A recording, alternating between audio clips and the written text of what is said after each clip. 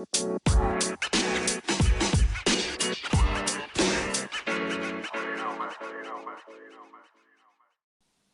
hello everyone and welcome back to 20-Minute Marketing. I hope you're all having a great day as always. Time to get started and get straight into it. So hello Hayat, how are you today? Hi, I'm good. How are you? I'm great, thank you. Could you start by telling us a little bit about yourself and Neon Moon? So Neon Moon is a body positive, badass underwear brand for badass women. So we're all about making women feel amazing and feel good about themselves in our lingerie. So yeah, very straight to the point description. How long has the company been going for? And I know that you I believe, started on Kickstarter. Is that right? Yes, that's correct. So I launched Neon Moon on Kickstarter in 2015 after the help of the Prince's Trust Enterprise Program in 2014, because at the time I was unemployed and had a knack for getting fired, basically, so I couldn't hold down a job for love nor money.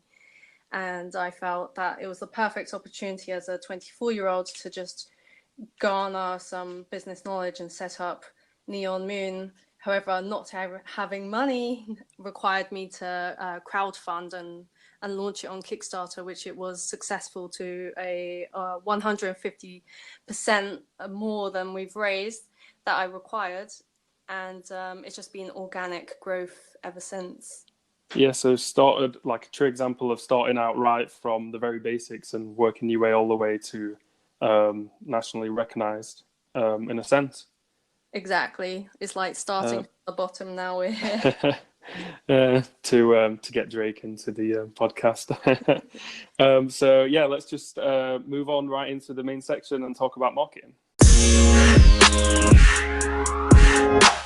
The first question is, as an online retailer, you have so much competition. How do you stand out from a marketing point of view? It's quite a vague one. You can go into as much or as little detail as you want. Standing out is basically the premise of how I've been able to grow Neon Moon to the size that it's currently at.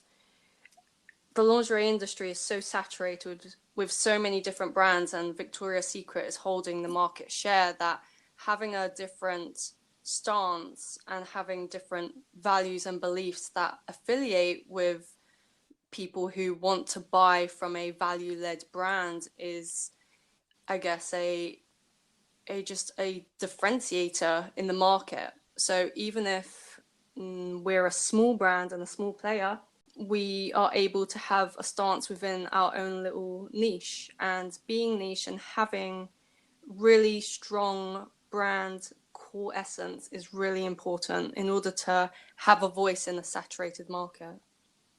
And do you sort of treat people like Victoria's Secret or maybe someone a little bit more out there like ASOS as competitors, or do you just stick to your own thing? And No, I don't consider them competitors, and I think this is one of the major issues that most brands or startups have, is they consider brands who don't align with their values, who don't align with their target market as competitors. Now, obviously, I would be naive to disregard Victoria's Secret market share. However, you've got to create your own competitor map and see who falls within the quadrant of where you're competing. Are you competing on price? Are you competing on quality? Are you competing on sustainability? I wouldn't compare Neon Moon to those other brands because it just doesn't help you in a weird way, not only from a mental standpoint as a business owner, but also from every element of your branding and your marketing is geared away from what you should be doing. So ignoring the big players and just focusing on yourself and potentially small other players is way more beneficial. it's interesting as well because they have huge brands and they have thousands, hundreds, thousands of employees. And if you get caught up with what they're trying to do, you often can just like lose out on the branding aspects and the side of marketing that you're able to control yourself. Exactly. And in order to be able to compete, you need to do extraordinary things and think outside of the box, which luckily these huge brands who have the typical hierarchical pyramid layout of employees, as in you've got to ask your boss, and your boss has got to ask their boss, and then the person above them has to tick it off, and etc. Small businesses are lean, and we move quicker, and we're able to think outside the box and take risks that the bigger brands aren't willing to do. So we're able to disrupt, and I think that's what Neon Moon has done from the start. Because when I launched it on Kickstarter, in the very early days, I said, this is a feminist lingerie brand. And everyone was like, what the hell is a feminist lingerie brand? So it was a great talking piece. And the thing is, you want to be Marmite in order to survive. Otherwise, you just be another frilly lingerie brand, or just a beige business or a beige brand that doesn't use the typical marketing that really does have an impact nowadays. Yeah, I'm sure if a female or anyone else saw the label feminist lingerie as opposed to buy lingerie here, they would be like, "Ooh, I'm interested to find out what that is. I'm going to click on that one first." Exactly. And that's what marketing is. In a way, it's a way of just communicating a different stance and a different standpoint. And the beauty of being bold and disruptive, which I guess is, for most people, they're a bit afraid of putting their name or putting their idea out there, especially if it has a bold or really controversial aspect to it. And the thing is, I think that's a completely undervalued marketing tool that you have at your disposal, because we can compete. We all have social media. We all have different routes to market, which the big boys do play in. So having a different voice that makes people not only land on your website so you get more eyeballs, but also it completely dismisses the wrong target customer, but makes your target customer love what you're doing because they believe in your ethos and your beliefs and your values, that you're just unashamedly marketing. It's a win-win. Yeah, of course. And I think one thing, like just even spending a few minutes on your website or your social media platforms, you can see that branding plays a huge role in that. How do you sort of maintain that image? And is there a criteria or a checklist before you maybe write a blog post or add copy or a social post, or is it whatever comes to mind? I would say for us, it takes a lot of planning, only because we always want to post something that's in line with our values. For example, the whole issue recently with Greta speaking about sustainability. I think for a sustainable brand or an ethical brand who focuses on eco-friendly products, that's a perfect talking point for them to jump on and speak about. And we do the same things when it comes to feminism or topics that are aligned with our customer base. It's all about, firstly, you've got to create your tone of voice. Are you an innocent smoothie? Are you a BMW? Are you a Apple? Like, what is your tone of voice? Are you going to be like friendly and playful? Are you going to be super serious? Potentially, if you're in B2B world, you're probably going to be a bit more serious. However, humor might be an aspect to your brand. And then from there, it's about creating your brand values and your brand key. And it's just like a lot of planning. However, once you get it right, it's perfect because it's down on paper and it's on your Mac, or your team has it, or if you have a freelancer come in, they understand exactly how the brand should be portrayed, and then it just flies from there. Even looking at your FAQ pages and your About Us page, there's a specific tone of voice that is clear, where it's like positivity and friendliness. Do you think that has a big impact on customer decision making when they're on your site, as opposed to maybe an alternative company? For e-commerce brands, I would say definitely. I read somewhere that having an about page and having the photo of the CEO and founder on the about page actually converts people more, because they've actually put a person to the brand, especially now in the world of drop shipping and all of these smash and grab businesses that are just all over Facebook ads. How do you know that you're buying from an actual person in the UK or where you live, versus just a scammer?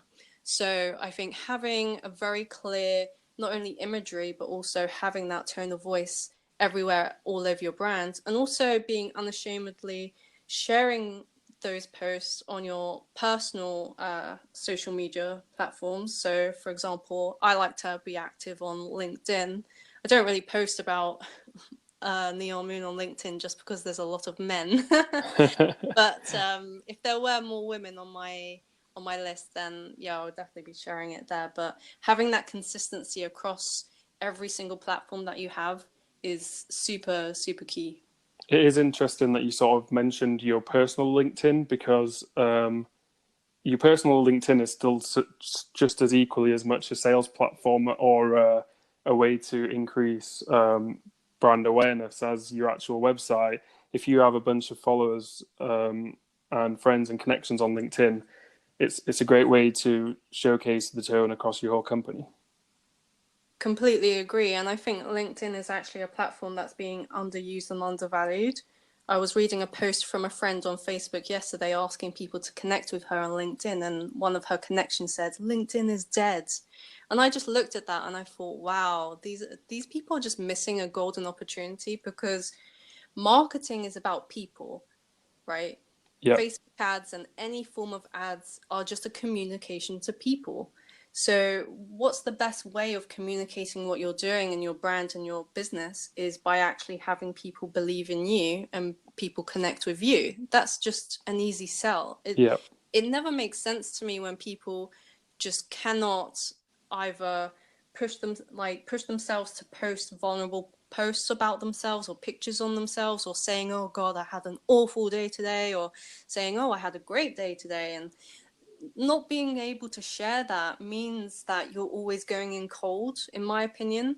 This is why, even though I'm on LinkedIn, I connect with so many different people in so many different industries around in business, and it's perfect because that means they can reach out to me to test their software or want me to promote their posts, or be able to be in that business world without the element of it just being about lingerie, which is not what I'm personally about. I just love business and I love growing brands from zero to hero.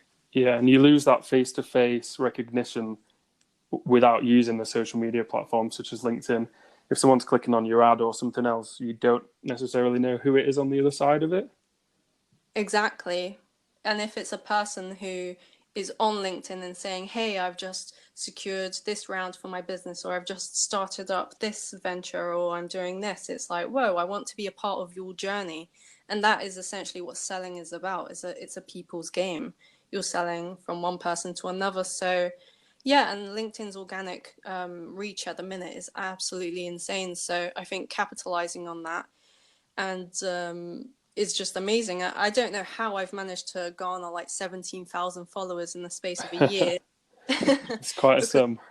yeah, like literally this time last year, I had less than 500. That amount that says 500 plus. I had less than that, and I was like, okay, I need to work on this. So started posting, And I and think it's another subject to be had, which we won't dive into too much. But I noticed on your LinkedIn, you have your actual job title on there, whereas other people might have entrepreneurial quotes and things, if that makes sense.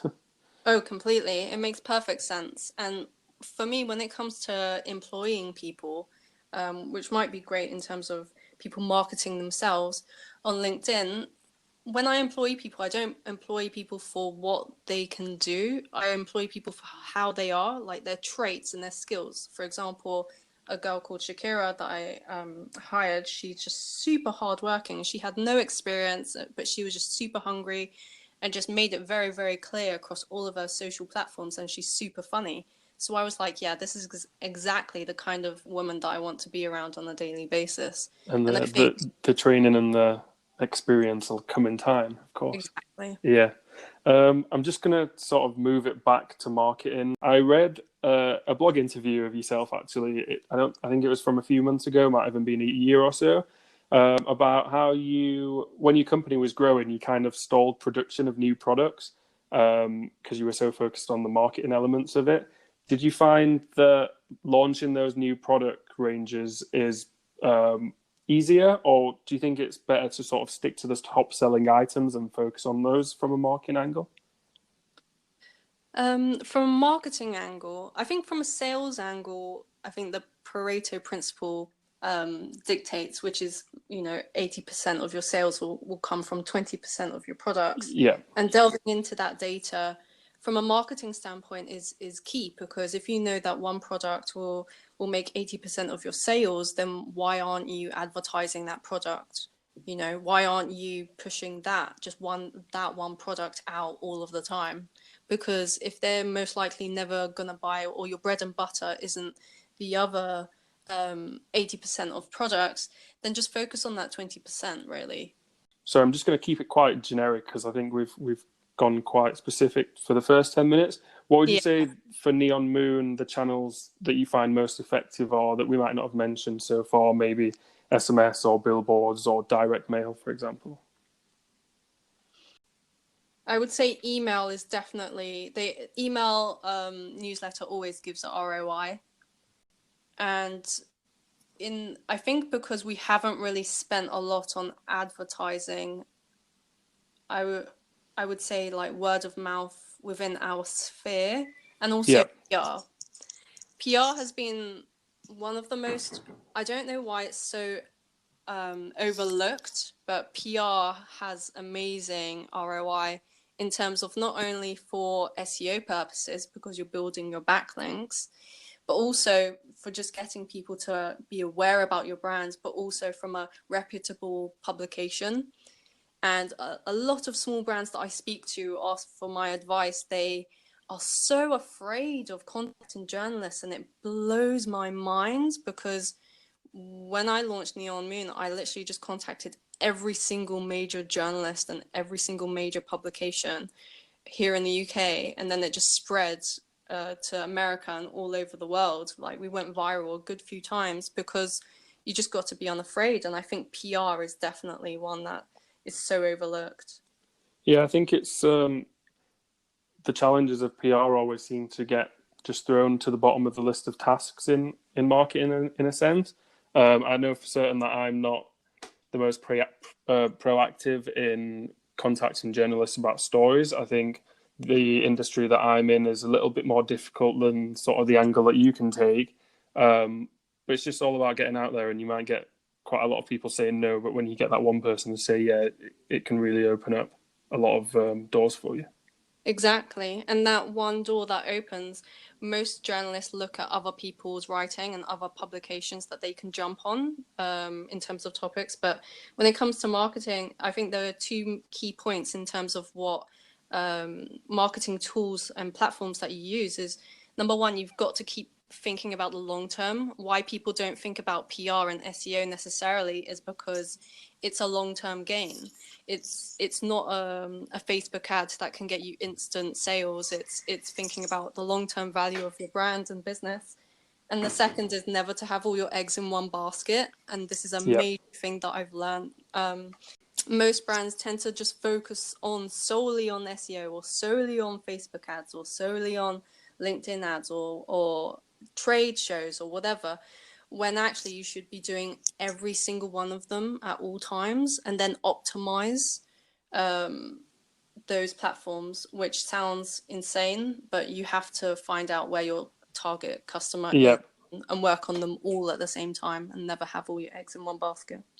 And I think for someone who's sort of new, that might sound extremely overwhelming, but you don't have to put much money in all of them. You can run ads very cheaply across Google, Facebook, LinkedIn, Twitter, etc. And then if one of them's not working after a month or 6 weeks or enough time to collect data, then you make the decision about investing that in one of the other ones which might be working a little bit better. Exactly. And then what would you say, just going to sort of summarize this main section now, because we're coming up on like 18 to 20 minutes or so. What would you say the favorite part about marketing Neon Moon is for yourself, if like maybe a daily task that you do or something like that? For me personally, it's the controversial, disruptive element that makes me super happy, because me personally, I like to have a stance and have a say, and making people upset and making people love the brand is kind of part of it. It's part and parcel of it. And I could never create a campaign or never create a post that was just run of the mill, or any other lingerie brand could do that. I would rather not post at all. I will only post something, or have people post something, when it makes people engage. It makes people have a stance. Do you love it or do you hate it? And I think that's a key element of most major brands, is they have a stance on something. Yeah, I think that's a good way to sort of summarize, in a sense, that if you just do the basic and the normality all the time, people probably just won't notice, which is tough, but it's the reality of it. Have an opinion on something and go with it. Exactly. So yeah, we're just gonna move on to the graduate advice section. Stay tuned, everyone. We'll be back in one moment.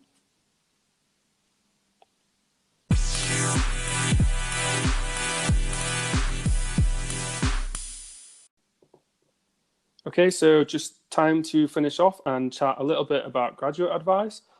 So I believe, Hayat, that you were the first person in your family to go to university, if I'm not mistaken. Yeah, that's correct.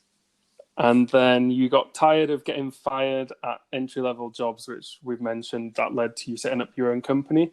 So could you tell us sort of, for someone that might be in a similar position, just going out of university and leaving, maybe some advice on how to get started and land that first career job, or maybe set up a business? In order to get started, I think in terms of joining a company, it's all about persistence. What I realized, and especially when I worked as a recruiter, is most people, they just send their CV and cover letter in once and then they leave it. And I totally understand it's because they've got like hundreds to apply to. However, doing 10 really, really well and just following up on the CEO and finding who they are on LinkedIn and sending them a LinkedIn message, or getting active and finding out their email or seeing where they're speaking at and attending that free speaking gig. These little steps make you stand out way more than just the person who sent another email. It's all about thinking outside of the box. And I don't know if some of your listeners see those articles online where it's like, person stands outside tube station holding CVs to hand out and they land a job. I think it really is just thinking, how can I stand out? How can I stand out against everyone across the country and make myself employed right now because I deserve it? Yeah, I think that's a very good point about focusing on 10 or 12, maybe, and then directing all of your efforts at those ones. I fell into the guilty trap of just going for quantity instead of really diving down on, all right, how could I improve this company, or how could I do that? So if you were sort of hiring someone right now who might not have the technical knowledge, maybe hasn't ever set up an ad campaign before, what traits would you be looking for from them? If a person had zero technical skills, the only thing I can invest in is them personally. So their personality, first and foremost. Are they going to show up on time? Are they going to be hardworking? Can they get on with people? Can they look presentable? And also, can they market themselves? Because if they can market themselves on social media, on YouTube, on LinkedIn, on their own little thing, like they could speak about anything, literally. They could speak about their trainer collection. They can speak about flowers. They can speak about literally anything and everything. If they can do that well with passion, I can see potential in them and say, okay, they've spoken about lamps, all across the world that they absolutely love and have passion for. I can apply this person into my company. I can see how they can transition into my company.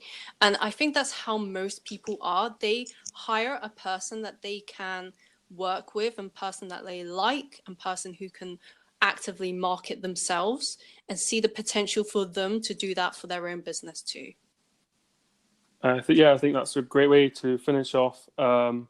Basically, get active in something, whether it doesn't matter what you're passionate in, it could be absolutely anything. Set up an Instagram account, or set up a WordPress account, or even just use LinkedIn and start showcasing it. Exactly. So we're going to finish off there. Thank you so much for being an awesome guest, Hayat, and stay tuned for episode 13 coming soon, everyone.